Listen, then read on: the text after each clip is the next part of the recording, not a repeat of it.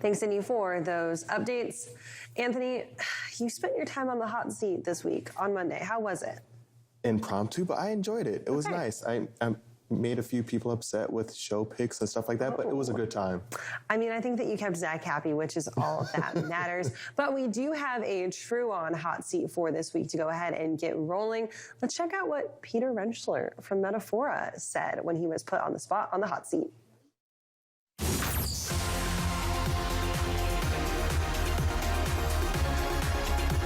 Welcome once again into the hot seat, where we ask some unsuspecting individual 10 questions that they must answer. And today we have with us the CEO of Metafora, Peter Rentschler, joins us. Peter, how you doing?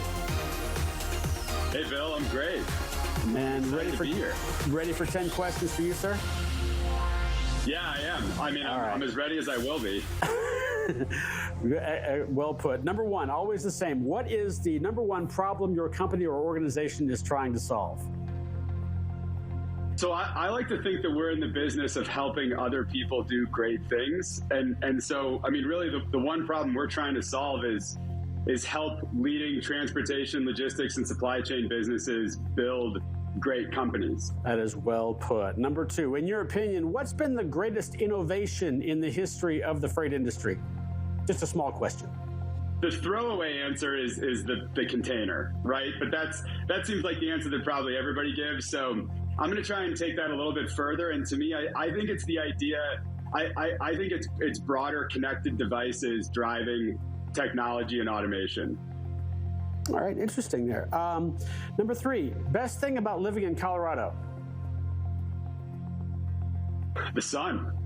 You know, I didn't realize how much of an impact having, 280 days of sun a year has on one's mental health and well-being. And golly, I mean, I've been here for about a year, and I went back and visited Chicago a couple months ago and was there for a week, and it was overcast every day, and I was genuinely depressed by the end of it. So by far it's the sun and all, it's the sun and the weather and all of the things that allows me to do with my family. You're going to be working with the Colorado Board of Relocation, I'm pretty sure, with that answer. Number four. Yeah. What is the biggest problem in freight your company is not working on? Anything that's kind of physical device related. Like we don't implement ELDs. We're not helping with like putting fairings on trucks to get more fuel efficiency out of them. Kind of anything that's related to kind of increasing optimization out of physical. Like we don't really do much around warehouse automation as it relates to the actual physical devices, so on and so forth. You're on a 1,000-mile road trip. What is the podcast that you choose to listen to, and only one that you choose to listen to for the entire ride? I've got to say it's How I Built This by NPR. As much as I love the FreightWaves podcast, with freight being a part of my daily life, there's only so much I can have on a 2-day road trip. But How I Built This on NPR is really the podcaster interviews founders, CEOs, business leaders about the story of building their business, and I think it's just a fascinating experience and look at how much I can learn from other leaders in other industries. Really. Spoken like a true CEO. Number six, you can go from the smallest pickup truck to the largest construction truck. What's your favorite truck of all time?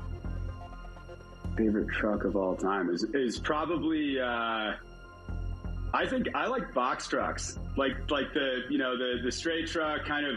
There's a lot of utility in those, and I still think that I still think in the industry we're trying to figure out how do we optimize the final mile, and a lot of work's gone into kind of the middle mile and then kind of parcel automation, but I'm a big fan of the box truck. I think it's a utility player and can cover a lot of ground and fill a lot of roles.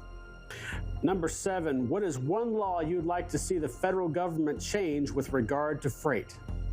I think that there are I think it's going to be related to labor laws and how employees are classified as contractors versus full-time employees, kind of even pulling in exempt versus non-exempt status. I mean, it's not quite one single law, if you will, but more a category. All right. Number 8, when you're on a road trip, what is your convenience store or gas station food drink combo when you got to gas and go? I try to not waste calories on snack foods and sugary drinks, if you will. So, I mean, mine's kind of a lame answer, but it's a bottle of water or a seltzer water and one of those like RX bar protein bars, because I'm literally trying to eat the bare minimum until I get to my destination, and then I want to find the coolest kind of local or hole in the wall restaurant and enjoy that. That's a very, very fair answer. Number 9. Another big type of question. In your opinion, who is on your Mount Rushmore of freight?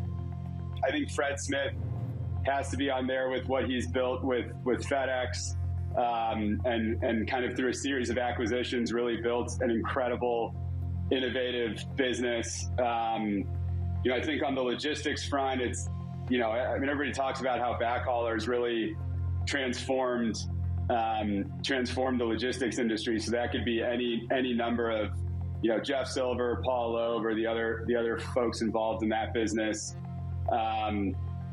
Those are a few those are the ones that kind of come to mind in terms of, and then I'm blanking on the guy's name, but the guy that invented the container would be another one that should be. I'm totally blanking on his name right now, and I'm sure I've got the book around me somewhere, but. Those are the ones that come to mind in terms of those that really had transformational impacts on the industry. All of those are good suggestions. Number 10, last one. Excuse me. Fill in the blank. Freight is blank. Hard. When I first came to the industry, I remember thinking, man, we're just moving stuff from point A to point B. Like, how difficult can it be? And, and now that's the same response that I have when someone says that to me too, Bill. I can see you smiling and starting to laugh when I say that, because it's something that on its surface seems like it should be so simple, and it's incredibly complicated and difficult. And I think, we saw this with the rail unions and the recent agreement that was made there with pay increases. I mean, particularly in 2022, where there's so much employment mobility, freight is an incredibly difficult industry to be working in. And I think that the general public and those that aren't close to it underappreciate how hard of a lifestyle it is being a full-time truck driver, or working on a railroad, or being, working at a logistics company as a logistics coordinator who's dealing with all of these issues all day. I mean, it's just nonstop, and the industry still has a really long way to go in terms of automation and efficiency. And so I think, mine is that. That's why, to me, I think if there's one message I could get out to the world about freight, I think it's that freight is a lot harder and more complicated than you think that it is. That's definitely well put. Peter Rentschler, CEO of Metafora, you are off the hot seat. Good. Now it's time to go cool off a little bit.